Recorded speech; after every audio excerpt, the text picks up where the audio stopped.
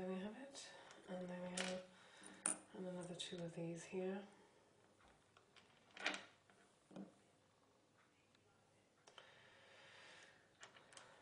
Now there we are. I like quite a tight fitting necklace, each to their own, but I like more or less a choker style necklace. Bit of beads, big beads are my favourite. Right, the next thing you have to do now is get your crimp bead. These are the absolute miracle of jewellery making. Without a crimp bead, which I've just lost, without a crimp bead you cannot do anything. I'll just have a look for that crimp bead now. I'll get it later. There we have it, and they can be lost very easily. So now I have my findings. This is the first one. What do you think happens here now? Well, the first thing I have to do here now is thread this crimp bead through the wire, through the tiger wire. Don't know whether you can see that. I'm threading a crimp bead through the tiger wire. Then I'm actually going to thread the finding through the tiger wire, then it's going to go back on itself, and that's how easy it is to make a necklace. And now it's going to go back on itself, then I'm going to crimp the bead. And what you have to have really as well are crimp bead covers, but what I find is that the crimp bead covers that aren't real silver deteriorate very quickly. They tend to snap or break off. So I do not recommend using crimp bead covers that aren't real silver. I'll have to research that one and get some proper, you can get all sorts of crimp beads, you can get beads. The crimp bead covers will cover the crimp bead here, so it makes a more professional look. You can have it for leather, where you have different crimping beads for leather, and you have a different crimp bead cover, apparently. I may have made that up actually. And now here we are with a grip, the pliers with the grip. They must have that grip on them, otherwise there is seriously no point with a smooth pair of pliers. And I'm crushing the crimp bead. That is essential. There we have it. Don't think you've finished there, because you've actually got to test that you're crushing it. You've got to do it a bit more. Then let's do the other end. Keep beads tidy.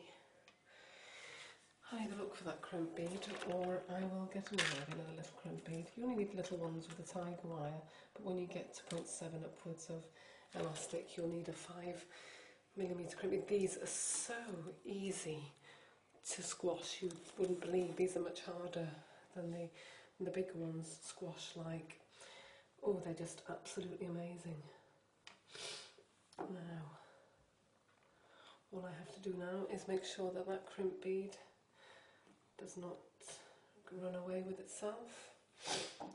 I believe in recycling. So here we go. Let's cut that off that. This now.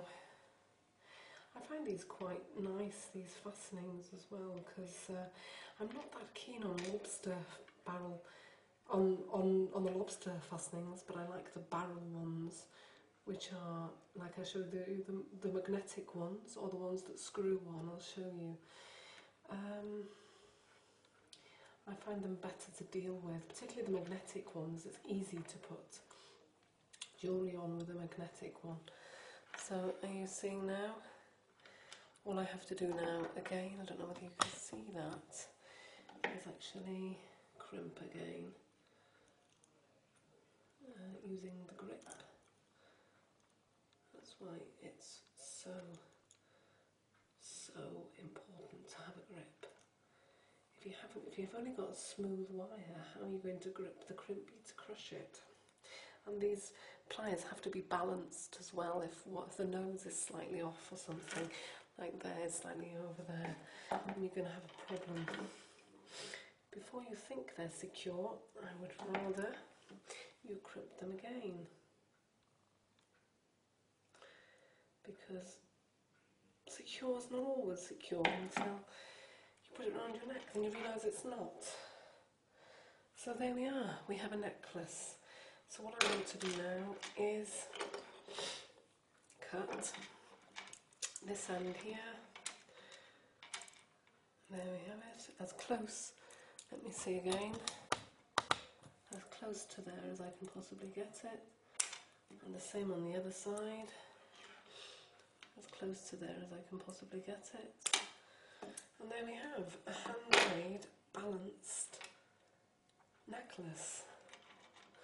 I'll show you it in its full glory now. A handmade, balanced necklace.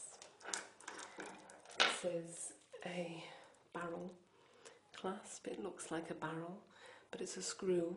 There's all sorts of different findings. That's the magnetic one over there.